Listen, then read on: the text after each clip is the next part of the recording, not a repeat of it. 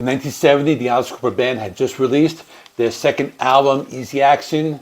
Another commercial failure on Frank Zappa's Straight Records. The band was frustrated, broken, stuck between two worlds, too weird for mainstream rock, too chaotic for psychedelia, too ambitious to disappear quietly. Something had to change and fast, but instead of fading out, the band made a bold, career-defining decision, one that would reshape their sound, their identity, and ultimately the entire landscape of hard rock. This is the story of Love It to Death, the album that made Alice Cooper.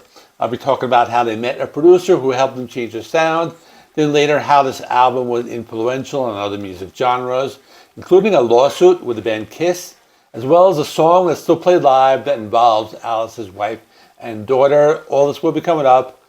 The story begins in Detroit, Michigan, where the band traveled in 1970, searching for a fresh start.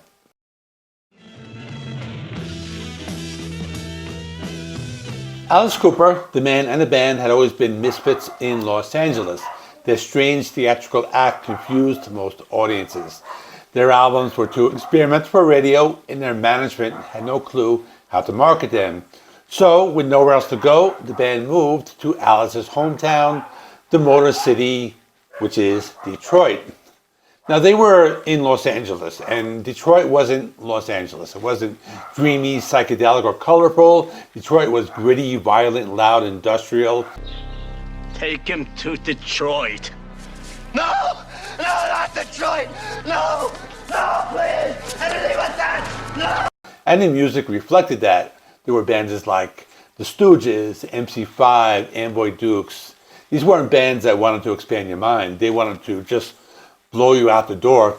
The Alice Cooper Band quickly realized they needed to evolve or be swallowed whole. As Alice himself said, we had to deal with the Doors, we had to deal with Led Zeppelin, we had to deal with all these bands that were blues-based rock bands if we wanted to get on the radio.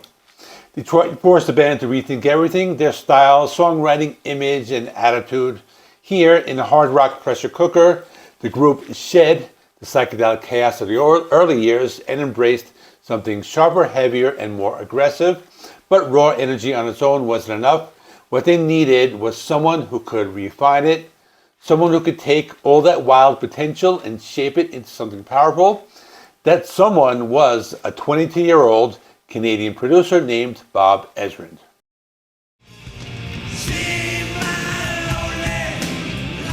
The band's manager arranged for the young producer to see the show at Max's Kansas City in New York. Bob Ezrin attended with instructions from Jack Richardson, the legendary producer of The Guess Who, to check out the band and, if necessary, get rid of them. Instead, Ezrin was fascinated. He didn't see a sloppy, chaotic freak rock band. He saw a theatrical concept with untapped potential, and he immediately believed he could shape that potential into something extraordinary. Ezrin begged Richardson to let him take on the project, and the next chapter of Alice Cooper's history began. But if the band thought Ezrin was just another psychedelic-leaning producer who would jam with them and just let them wander creatively, they were very wrong. Ezrin enforced discipline, which was real discipline. Rehearsals went from casual sessions to these military-level conditioning, 10, 12 hours a day. It went on for months. The band had never worked like this before, but it was exactly what they needed. Bob Ezrin pushed them to think differently, to tighten the songs, sharpen their arrangements, write parts that radio DJs couldn't ignore. Alice summed up Ezrin's influence perfectly. Bob had taken the same songs and had arranged them so you could hear them on the radio, and they made sense. He said, "You can be as creative as you want, but let's put it in a package that makes it sound listenable on the radio." Under Ezrin's guidance, the band wasn't improving, they were transforming.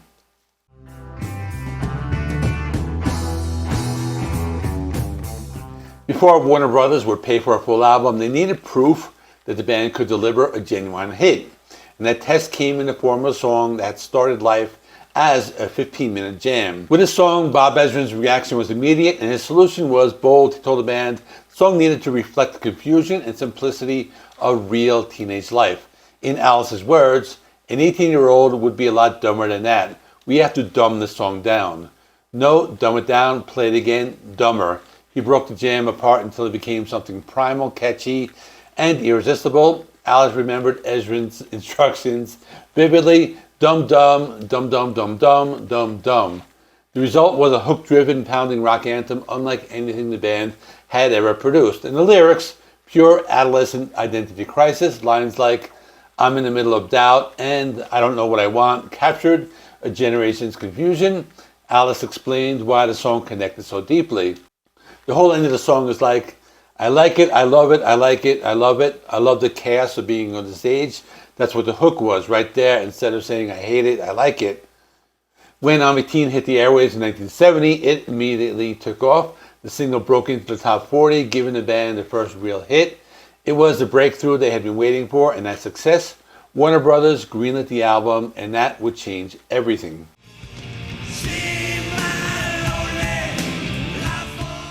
Released on March 9, 1971, Love It to Death became the first fully realized Alice Cooper album, the moment the band finally sounded like the band they were always meant to be.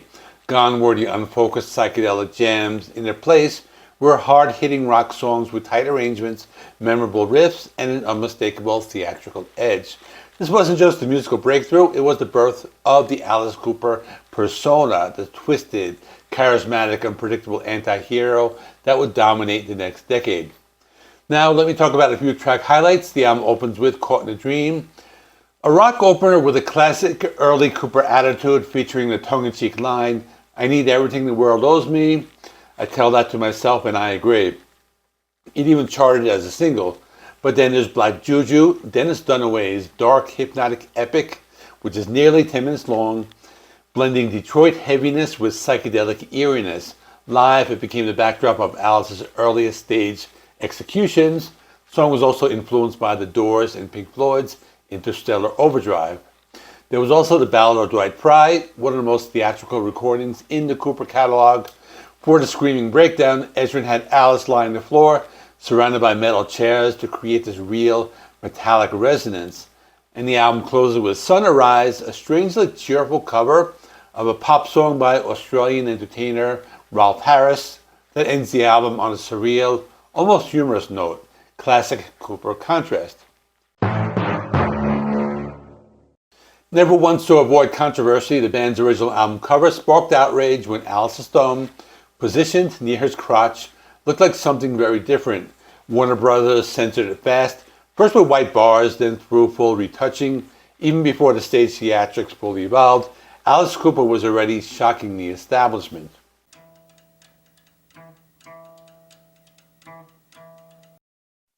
If the album defined the band's sound, the tour defined their legacy.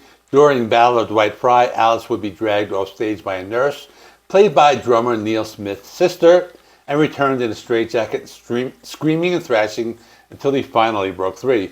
In recent Alice Cooper shows, the character of the nurse, often referred to as Nurse Cheryl or Nurse Rosetta, had been primarily played by Cheryl Cooper, who is Alice Cooper's wife. Occasionally, his daughter, Calico Cooper, had performed the role. During Black Juju, they introduced their first onstage execution, the electric chair. Audiences had never seen anything like it. Parents were horrified, the media was captivated, and teenagers couldn't get enough. Alice Cooper had officially become the godfather of shock rock.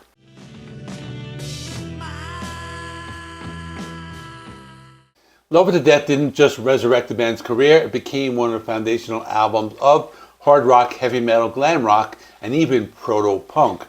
A Melody Maker review even called it an album for the punk and pimply crowd, years before punk exploded. There are also many artists who cite this album as an influence, including Joey Ramone, who modeled one of the first Ramone songs after I'm 18. Then there's John Lydon, who lip-synced to I'm 18 during his Sex Pistols audition. There was Pat Smear, who said the song inspired him to learn guitar. Then there was Kiss, who was sued because one of the songs sounded too much like it. Apparently, Kiss was sued because the song Dreamin' sounded too similar to the Alice Cooper classic I'm 18, which would be a good topic for another video.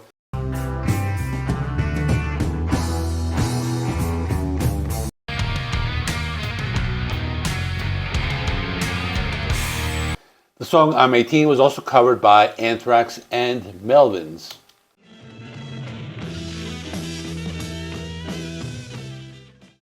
In conclusion, this is probably one of my favorite albums by Alice Cooper. It was the first classic album I had bought from the band. I remember I discovered him around the time when the hit song Poison came out in the album Trash, and I went to a record store And I bought this album just based on the cover alone, and I've been a fan ever since. And I also connected instantly with the song I'm 18 because when I bought it, I was 18 years old when I bought the CD. And if you didn't see the first two videos in the series, I'm going to stick them right here where I talk about British for You and Easy Action. So this would be really episode 3. This is the JC Rock CD and Vinyl channel where I talk about my favorite bands and show stuff in my music collection. In the meantime, thanks for watching. Please like, subscribe, all the good stuff. I will see you in the next one.